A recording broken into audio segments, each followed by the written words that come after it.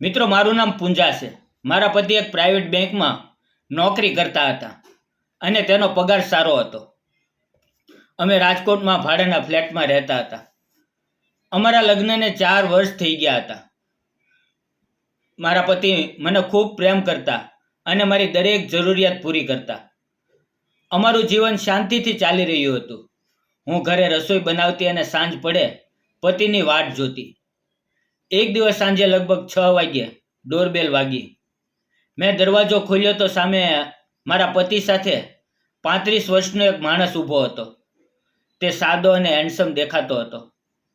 મારા પતિએ કહ્યું, પૂંજા, અંદર આવવા દે. પછી મેં પાણી આપ્યું ત્યારે પતિએ કહ્યું, આ રાહુલ છે. આજથી આ આપણા ઘરમાં રહેશે અને કામમાં મદદ કરશે. આ અનાથ છે, ગરીબ છે, પણ ઈમાનદાર છે.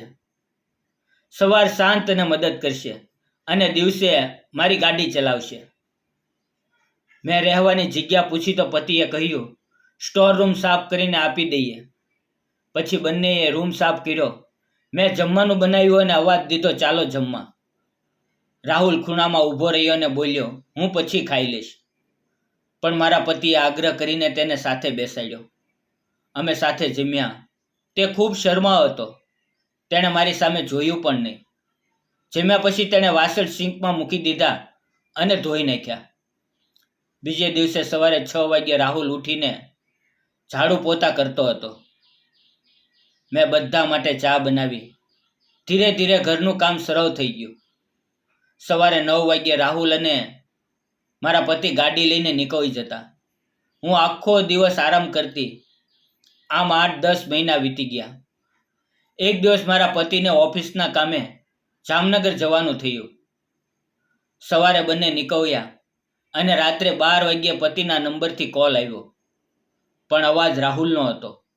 તે ગભરાયેલો હતો. તેણે કહ્યું, ભાભી સાહેબની ગાડીનો અકસ્માત થયો છે. માથે વાગ્યું છે અને તેઓ બેભાન છે. હું રડવા લાગી. રાહુલે કહ્યું, મેં તેને હોસ્પિટલમાં દાખલ કર્યા છે. તમે સવારે વહેલા આવી જાઓ. તે રાત મેં રડીને કાઢી. સવારે 5 વાગ્યે હું બસમાં બેસીને જામનગર પહોંચી. હોસ્પિટલ પહોંચી તો રાહુલ આઈસીયુની બહાર ઊભો હતો. મને જોઈને તેણે સાંત્વના આપી. બપોરે 1 વાગ્યે મારા પતિના શરીરમાં આંચકા આવ્યા. ડૉક્ટરો અંદર ગયા અને થોડી વારમાં બહાર આવીને કહ્યું, સોરી, અમે તેને બચાવી ન શક્યા. આ સાંભળીને હું બેભાન થઈ ગઈ. હોશ આવ્યા ત્યારે હું મારા ઘરે હતી. મારા મમ્મી પપ્પા બાજુમાં બેઠા હતા અને રાહુલ ખૂણામાં ઊભો હતો. તેણે કહ્યું કે પતિના અંતિમ સંસ્કાર થઈ ગયા છે. હું ભાંગી પડી. મમ્મી પપ્પા મને તેની સાથે ગામડે લઈ ગયા અને રાહુલ પણ મારું ધ્યાન રાખવા માટે સાથે આવ્યો. ગામડામાં રાહુલે મારી પૂરી સંભાળ રાખી. 2 મહિના પછી હું રાજકોટ પાછી આવી. પતિના વીમાના પૈસા આવ્યા હતા. મેં અને રાહુલે મળીને કપડાની એક નાની દુકાન શરૂ કરી. રાહુલ દિવસ રાત મહેનત કરતો. તે ઈમાનદાર હતો અને ક્યારેય ખોટી નજર નહોતી રાખતો. મારા પતિના ગયાને 8 મહિના થઈ ગયા હતા. એક દિવસ મને સખત તાવ આવ્યો. રાહુલ મને હોસ્પિટલ લઈ ગયો અને 4 દિવસ મારી સેવા કરી. તેની કાળજી જોઈને મને તેનામાં મારા પતિની ઝલક દેખાવા લાગી. એક સાંજે દુકાન બંધ કરીને અમે ઘરે સાથે જમવા બેઠા. મેં પૂછ્યું, રાહુલ, તારી ઉંમર કેટલી છે? તેણે કહ્યું, 35 વર્ષ. મેં પૂછ્યું, લગ્ન કેમ નથી કર્યા? તેણે કહ્યું, મારું કોઈ નથી. મને કોણ દીકરી આપે? જમ્યા પછી હું રૂમમાં ગઈ, પણ નીંદર ન આવી. રાત્રે 2 વાગ્યે હું રાહુલના રૂમમાં ગઈ. તે જાગતો હતો. મને જોઈને તે ઊભો થઈ ગયો. મેં તેનો હાથ પકડ્યો અને કહ્યું, કેમ નથી સૂતો? તેણે કહ્યું, તમારી ચિંતા થાય છે.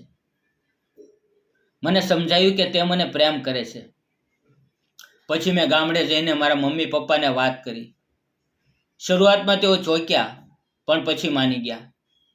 અમે સાદાઈથી કોર્ટ મેરેજ કર્યા. લગ્ન પછી રાહુલ મને ખૂબ પ્રેમ આપવા લાગ્યો. લગ્નના 1.5 વર્ષ પછી હું ગર્ભવતી થઈ અને મેં એક દીકરીને જન્મ આપ્યો. હવે અમે ખૂબ ખુશ છીએ મિત્રો. મિત્રો, જો કોઈ સ્ત્રી વિધવા થાય તો સમાજના ડર વગર સાચા માણસનો સાથ લેવો જોઈએ. તમને મારો નિર્ણય કેવો લાગ્યો? કોમેન્ટમાં લખજો. વિડીયોને લાઇક, શેર અને ચેનલને સબસ્ક્રાઈબ કરજો. મિત્રો, આ વિડીયો શૈક્ષણિક અને પ્રેરણાદાયી હેતુઓ માટે બનાવવામાં આવ્યો છે. આ વાર્તા કાલ્પનિક છે અને તેનો હેતુ મનોરંજન તથા સામાજિક જાગૃતિ ફેલાવવાનો છે. આમાં દર્શાવેલ ઘટનાઓ, પાત્રો અને સંજોગો વાસ્તવિક જીવન સાથે સીધો સંબંધ ધરાવતા નથી. કૃપા કરીને આદરપૂર્વક અને સમજણથી આ વિડીયો જુઓ. ફરી મળીશું એક નવા વિડીયો સાથે. ત્યાં સુધી આવજો. ધન્યવાદ મિત્રો. જય હિન્દ.